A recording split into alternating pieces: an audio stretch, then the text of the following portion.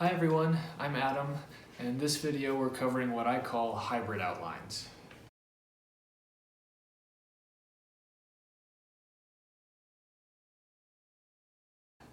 Here's a basic overview of what we'll be covering today. First, we'll take a step back and look at what the broader purpose of an outline is. After that, we'll go over the structure of a hybrid outline. Then we'll actually talk about the content, about different ways that you can format what actually goes into your outline. Specifically, we'll talk about traditional formatting, visual formatting, and what I call IRAC formatting.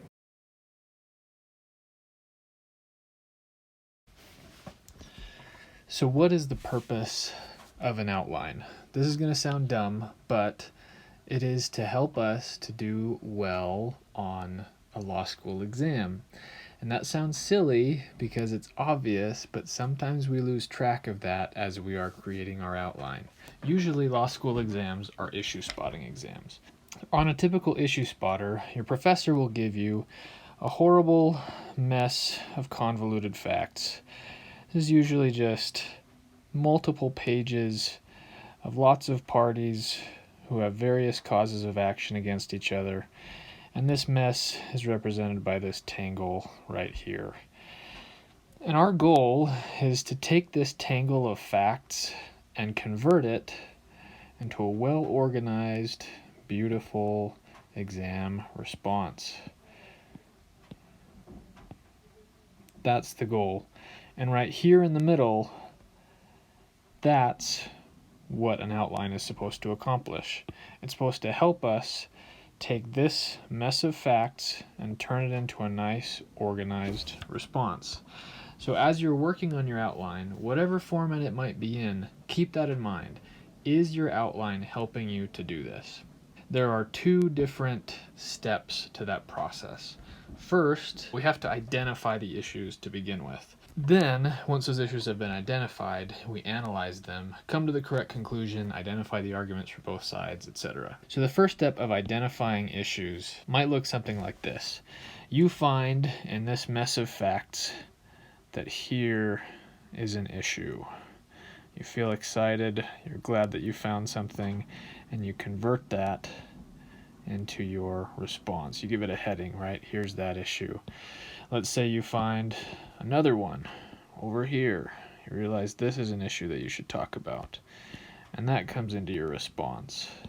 Let's say you find another one over here, and so on. This is the first step of identifying issues.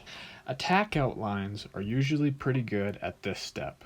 Attack outlines are generally shorter outlines, they're 1 to 2 pages, and they give you a snapshot of all of the different topics that you covered in a class. You'll have your paper with your exam question on it on one side. You can have your attack outline right here with all the different topics, and you can quickly compare the two. As you read something in the fact pattern, you can scan through your attack outline to see if any of these issues apply to those facts. After you've identified all of those issues, the next step is to actually fill in your response, right? And that's where an attack outline sometimes falls short. Usually they don't have a lot of detail. So while they're good at helping you find issues here, they're not so good at helping you actually analyze them here. That's where a longer traditional outline helps. So the idea behind a hybrid outline is that it gives you the best of both worlds. It helps you to identify issues by giving you a quick summary of all of the different topics that you discussed in a class, but then it links you quickly to a more detailed section that you can use to actually analyze each issue. Some people will create 2 outlines, an attack outline as well as a traditional outline. That's a great way to do it. This is just a way to combine the two in a way that makes sense and that's nice and organized and quick and efficient. But again, whatever you end up doing, always be asking yourself this question of, is your outline actually helping you do these things? Identifying issues and analyzing those issues.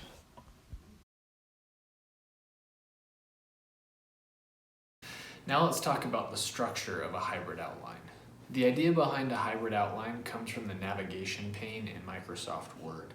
Perhaps you've seen it before. It's off to the right. Let's take a look at it now. So as an example, here I have my outline from criminal law. As it stands right now, if you were to just walk into a final exam with this printed out, you would have a really hard time using this outline. You can see down here that it's 44 pages long. It's a big outline. The idea behind the hybrid outline, though, is to use this table of contents feature here, which uses the navigation pane. So if you go to the View tab and then check Navigation Pane, you'll have this little pane, I guess it's called, over here. And by default, it shows you the pages, which is kind of dumb. But if you press on this little bullet point icon here, you essentially get your table of contents. And this table of contents is created by these headings. So you'll notice if you go back to the Home tab, there's a bunch of different headings up here. Perhaps you've used them before, hopefully you have. If you haven't, this is what they're for. But the main benefit of having this navigation pane is that you never have to do any scrolling through this outline. So it doesn't matter if it's 44 pages or 444 pages. If this is organized well, you can get to whatever you need really quickly. So if we come across a homicide issue, you just click on homicide, and boom, you've got everything you need for homicide. You can quickly navigate to different sections of your outline using these little tabs. Now, obviously, this only works if you have an electronic version. If it's COVID era like it is now, that's probably not an issue. If it isn't, though, and if your professor insists on you having a scheduled exam or an exam in person, and they want you to print out your outline because we like destroying trees, there's a way around it. So here we have a printed out version of that same criminal law outline. This first page is our table of contents, which is created from those same headings. So this is exactly the same as the navigation pane we had before. And while we can't click on specific headings anymore and have it transfer us directly to the page that we need to be, we can get pretty close with these tabs over here. So for every heading that we have in our table of contents, we're going to create a little tab on the side that allows us to quickly navigate to that section. So here's actus reus, right here we have felony murder, we can go straight there, we have attempt. So let's say, for example, we're working on an exam and we've identified a homicide issue. I don't know why it's crossed out. We would go over to our tabs right here. Here's our homicide tab, and it opens directly to the page on homicide. And the idea behind this is that now we have everything we need on this page to analyze any homicide issue. So the beauty of a hybrid outline, as I like to call them, is that you get the best of both worlds. Your table of contents acts as your attack outline. And if you want, some people might want to add more detail here. This serves the function of helping us to identify issues because we can scan through every issue that we talked about in class and compare that to the facts that were given. So we have the benefit of an attack outline. With this navigation, we also have the benefit of a traditional outline in that we have detail. If we flip to our homicide page again, boom, we have everything we need now for that second half of analyzing each issue. And then, just so you're aware, I put this tab up here to quickly navigate back to the table of contents as soon as we're done with an issue. We can spot another one, and off we go. To drive this point home, let's do a quick example. So over here on the left, we have a sample exam question. In the middle, we have our outline, and over here is going to be our response. Typically, as I read through the exam question for the first time, my goal is to try to identify the parties and any issues or, I guess, causes of action that we could discuss. Let's get started. Alfred wanted to rob a candy store. In preparation, Alfred purchased a gun from Walmart. The background check was performed by Alfred's friend, Bob. Okay, so first, before we go any further, we've already got some parties, right? This is a criminal law exam, so it's going to be the state versus whoever it is. So let's say state v. Alfred. He hasn't done anything yet, but he says he wants to rob a candy store, so we're pretty sure something's going to happen. So we're going to put that down, and then as issues pop up, we're going to identify them as we go. Let's see, we've also identified Bob, so possibly Bob's going to do something bad. The background check revealed he was ineligible to purchase a gun. Alfred asked Bob to cut him some slack, and Bob agreed, authorizing the gun purchase. On the night of the robbery, Alfred drank heavily to control his nerves and went to the candy store right after closing time. thinking no one but the store owner would be there. However, Alfred's friend Calvin was just leaving the store as Alfred arrived. Calvin asked why Alfred was wearing a ski mask and had a gun in his hand. When Alfred told Calvin of his plan, Calvin said, "Cool, I've never seen a robbery. I'll come along and watch." Alfred then broke through the front door of the store. The store owner, an older gentleman with limited eyesight, heard the commotion, pulled his own gun, and began firing in all directions. Okay, so we've identified some more people. We'll stop here. So State v. Calvin, right? Possibly State v. store owner. Okay, one of the bullets passed through the front case window and struck a passerby, killing them instantly. Alfred and Calvin were frightened by the store owner and quickly fled the scene without taking anything. Okay, so what issues do we have to discuss when it comes to Alfred? So we've got robbery, only he didn't actually take anything, so maybe attempted robbery, right? That would be an issue. What else do we have? Here's where our outline comes in handy for trying to help us to identify issues. We have this navigation pane here, or again, if we have the physical copy, we've turned to the table of contents and we can briefly scan through all of these topics and see if anything is applicable to these facts. So here's kind of some general information. Strict liability. Is there a mistake? Maybe. Homicide. Someone died, right? So, but it wasn't committed by the felon. So this felony murder probably applies here, right? So we're going to put felony murder. Let's keep going. Nothing about rape. Conspiracy, possibly. He's using Calvin. Conspiracy. We talked about attempt, so that's going to come up here. Abandonment. Maybe they could argue that as a defense, because they left without taking anything. Might be weak, but we can put it down and decide whether or not we want to keep it later. Abandonment. Accomplice liability. That's going to come up with Calvin, right? Because the state is going to try to get Calvin under all the same things under accomplice liability.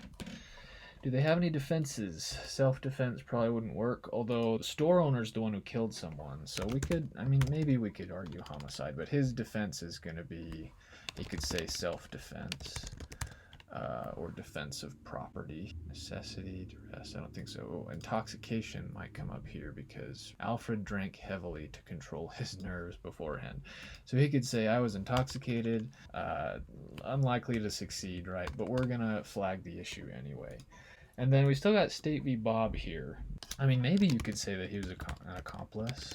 Okay, I might be missing issues, but for the purposes of right now, that's what we've got.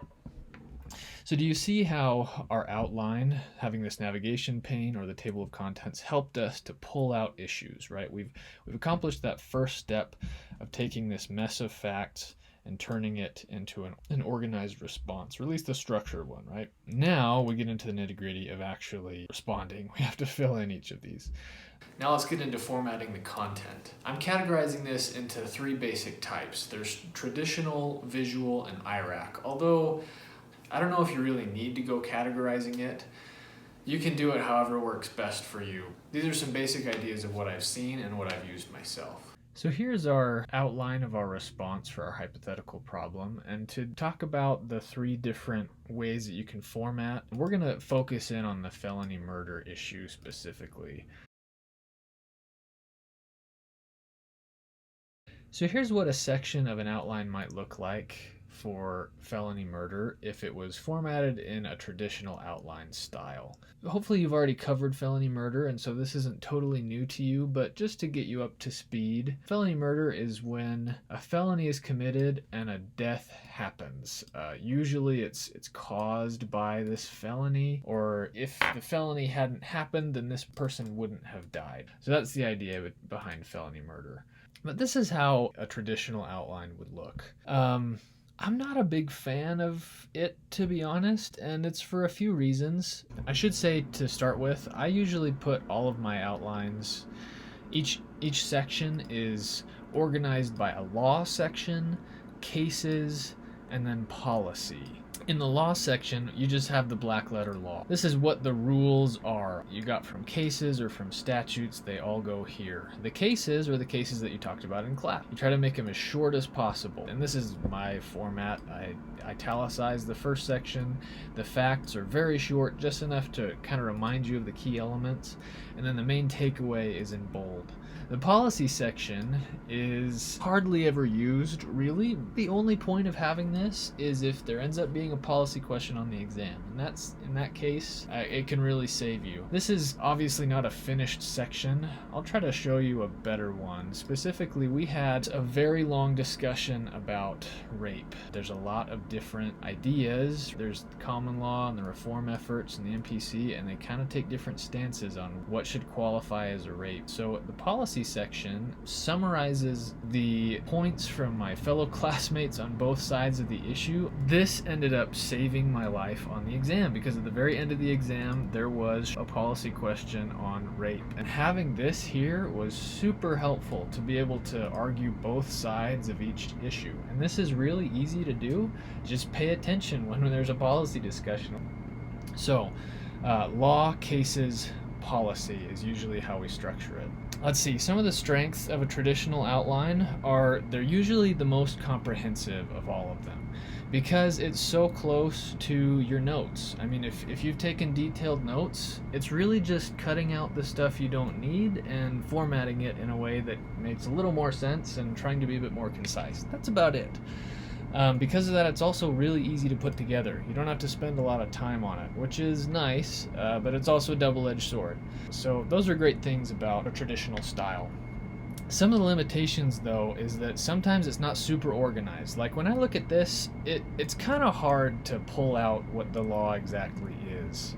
And then finally, the last limitation, and this is one that we're going to come back to again, is that even though it's easy to put together when you are making your outline, the result is it requires a lot more brain power for you to then convert this into your response. Because you can't just copy this down easily into your exam. You have to read through it, remember what the law actually says, and then convert that into an issue statement, a rule statement, and then in any of your analysis points after that. So I'm not a huge fan of them because of that reason, but there you go. It might work for you. The next one is visual outlines, and I don't know if that's exactly what this is, but I tend to use tables a lot. Sometimes I use pictures. Here's an example of using pictures in an outline. This is for bankruptcy. Going back to this one though, this says everything that the traditional outline says, but it's a little more concise. The main benefits of a visual outline is that it's easier to read, right? And that leads to faster speed on an exam. It doesn't take as much effort to convert this to the IRAC setup that you would use on an exam, at least for me. Some of the limitations though is that it takes longer to make this than it does to make your traditional outline. In addition, sometimes it's not as comprehensive as the traditional outline. Sometimes when you use pictures, they do say 1,000 words, but they also miss tiny details. There you go. That's an example of visual outlines. We're going to use the visual outline to start to fill in the response that we started earlier. Okay, so over here on the left we have our outline. Over here on the right we have our response. And then on this screen over here we're going to have our sample exam questions so we can refer back to it. But again, we're going to focus in on felony murder specifically. So to start, we're going to use the same IRAC issue, rule, analysis, conclusion format. So we'll start with the issue. Try to make things simple. We're going to color code. So blue is going to be our issue, orange is going to be our rule, green is going to be analysis, conclusion will be red. There we go. Okay, we'll start with our issue statement. The state may bring charge against Alfred for felony murder. I don't know if charge is the word you would use, but I'm not a criminal law guy, so whatever, it'll work for now. And our rule statement, this is just coming from our outline right here. Felony murder is when a felony is committed and a death results from the felony. And that's just coming from right here, right? So we've kind of established two different elements to this. So let's make some headings for those elements. The felony and then the death, right? Okay, coming back here, we're going to have kind of a mini IRAC, well, a rule statement in here defining what the felony needs to be. And again, this is coming from our outline right here. The felony must be either enumerated by statute or meet certain limitations, including it must be, oh my goodness, it must be inherently dangerous and not assaultive in nature. Okay, and again, we've now made more elements within felony, so we're going to add those. So let's do one for inherently dangerous and not assaultive in nature. So, as our outline says, inherently dangerous can be either the generic felony can be dangerous in the abstract, or the specific felony, the specific crime that was committed, can be dangerous based on those circumstances. So we've got even more elements here. So let's write that down here as our rule. So for a felony to be inherently dangerous, the generic felony must be dangerous in the abstract, or the specific crime committed must be dangerous based on the specific circumstances. Okay, we're going a few layers deep into the inception of issue spotting exams. But here we go. So we're going to now talk about the abstract idea. And here's where we can finally jump into analysis. So the state will argue that armed robbery is inherently dangerous in the abstract, right? And why? Let's come up with some reasons for why they would say that. So we could say armed robbery, like the one Alfred tried to commit, involves weapons, which are dangerous. In addition, armed robbery usually is accompanied or accomplished by, at the very least, threatening bodily harm to others, and is therefore inherently dangerous. Sometimes we can look into our cases to see if there's one that really kind of hits the nail on the head. We have a high-speed chase, crash that killed someone, another crash that killed someone. This one goes to the merger limitations. We're not going to use that. That might be about good. So then we'll say, Alfred, what will he say? So Alfred will argue that although armed robbery usually involves a weapon, doesn't necessarily mean that it is committed in a dangerous way. The rule is simply whether or not it is possible to commit the crime in a safe way. Presumably, a great majority of people are not harmed in armed robberies, right? The threat is just that, a threat. There is nothing inherently dangerous about a threat.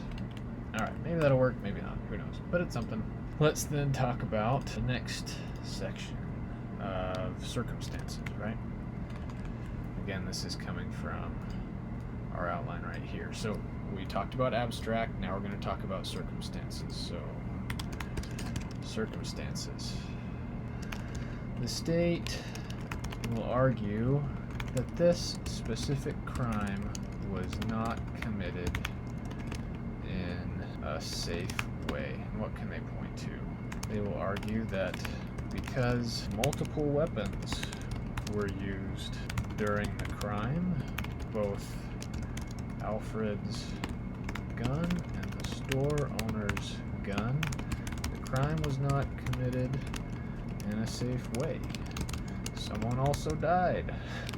This should be evidence that it was not committed in a safe way. They could say Alfred broke into the door, implying at least damaged property. This is not safe either, right? All these reasons why it's not safe. Okay.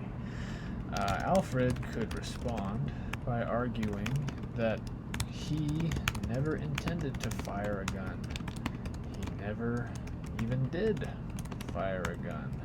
It was the store owner.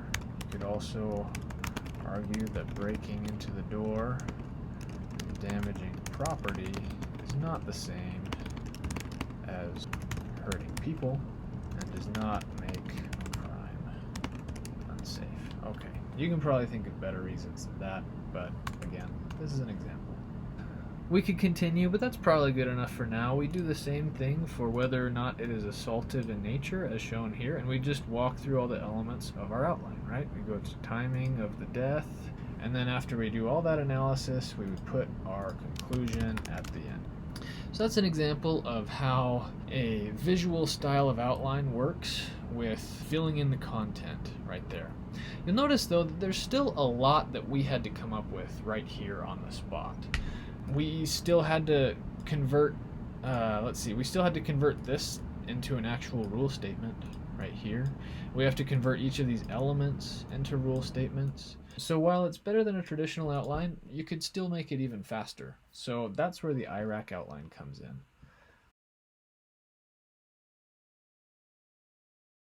So here's an example of the same section, but with an IRAC style. So I've left up this, our visual outline that we just used for comparisons. We can get our bearings here. But you'll notice some significant differences. It's a lot of text. It's really long. The purpose of this is to structure this as closely to how we are going to structure our response. And hopefully that makes sense here in a little bit. So we'll color code this as we go, but this is our issue statement, just like this. We don't know his name, right? Because this is our outline. This needs to apply to any specific situation, but the idea is that you leave a blank here, and then when you realize you come to a felony murder section, you can basically just copy and paste this sentence or as much of this outline into your response. And then all you have to do is change this, right? The state may bring a charge of felony murder against Alfred. And then here's our rule statement. Felony murder is when a felony is committed and a death occurs in conjunction with that felony. So a little different from what we had there, but that'll work, right? There's our rule statement. And then it also sets up all of our headings for you already. So the felony, and then if you scroll down here, we have the death already here, right? And all the elements of the death, timing, causation, relationship to killer, just like our outline here: death, timing, causation, relationship to killer. We're going up here, we have the felony, right? Felony, enumerated by statute, or there's these limitations: inherently dangerous, including in the abstract or the circumstances, abstract and circumstances. Then it's not assaultive in nature, which is right here, and then we get into death. Does that make sense? So we're taking all of this and we're trying to do as much of the work that we just did during our exam while our timer was running. We're trying to do as much work as we can right on our outline, so that when we get in there, we just bring this in and we're just filling in blanks to a certain extent, but we'll show you how it works. So again, this is another one of our rule statements, just like right here. It has to be enumerated by statute, or both inherently dangerous and not assaultive in nature, just like we talked about here. Enumerated by statute, right? Based on the facts provided, blank, not a felony enumerated in statute as a basis for felony murder. So there are two options to enumerated by statute. Either it is enumerated or it's not, right? This is if it's not. For this specific instance, we would put armed robbery is not a felony enumerated. That might change depending on your exam. Maybe it is enumerated in statute, maybe it's not. But you can make that call and then delete whichever one you want. Then we go on to inherently dangerous. So this is just what we did, but doing it in our outline. So this works really well for issue statements and for rule statements, right? Because those don't really change much. Where it struggles is the actual analysis, right? Because the analysis is tied to the facts, and so we don't know the facts yet. Well, we're trying to prepare our outline. We're trying to make it generic enough that it could fit any given set of facts that we might encounter. So I'll usually put the first sentence. The state will argue that this is armed robbery, right? Cannot be committed in a safe way. But after that, all of that we put over here, these all come from the facts. So some things that we can do is I like to put a table here where we can put either cases like it's shown here or just general ideas or arguments that will generally lean in favor of the state or will generally lean in favor of the defendant. So, for example, we have one here where stealing tires, crashing and killing someone was felony murder. On the other hand, we have one where driving without a license and then crashing and killing someone was not inherently dangerous, and so it's not felony murder, right? So that's a case that the defendant would use to try to counter this argument. Sometimes their cases, they can be just points of doctrine or things that were brought up in class. So for example, this goes to causation. And this doesn't really have any cases. This is just some elements that the professor gave us. So the death has to be foreseeable. Alfred went in here not intending to ever kill anyone.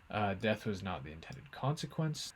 Perhaps there was a superseding cause. So these are just a bunch of different ideas that you can glance through as you're trying to pick out which facts apply and which ones are going to cut in whose favor. But you can get creative as to how you want to tackle the analysis sections. Going over some strengths and limitations of the IRAC format, the major strength is that it reduces the brain power required to convert your outline that might look like this to a response on the exam because it's already structured like an exam response. The other strength is it can be very comprehensive, just like a traditional outline. You can get a lot in here.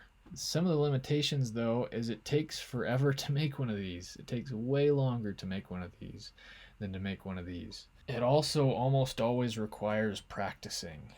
You've got to have a few different hypos in front of you of felony murder to try to get an idea for whether or not this is actually incorporating every different scenario.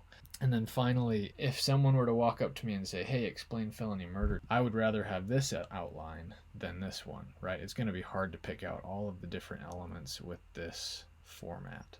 So this is very much geared towards responding to issue spotting exams. This one is better for getting information across really quickly and effectively. So you could also consider making both one of these. There's lots of different options. I hope that was helpful to you. Again, this is just one way of doing it. It's helped me. I hope that you can glean something from this to help you as you are starting your own outlines. I'll just end by saying that I truly believe that anyone can do this. When we think about law school exams, we usually only think about knowing the law or learning the content of a class. Really, that's only half the battle of doing well on a law school exam. You need to have a certain minimum level of proficiency of just knowing the content, but you also have to have a good outline and understand principles of how to tackle an issue spotter exam. You need both of those things. And while knowing the content comes from taking good notes and studying with others and doing whatever you need to make sure you understand the law, this side comes from practicing with the outline that you have and finding a good system that works for you, that you can quickly and efficiently identify issues and analyze those issues. So best of luck to you. I have full confidence in all of you. If you have more questions about this content, feel free to reach out to me. My email address is adamle@law.byu.edu. You can ask me any questions you want. I'm happy to talk with any of you about it. I'm happy to send you any outlines that I've created. So just let me know. Thanks and good luck.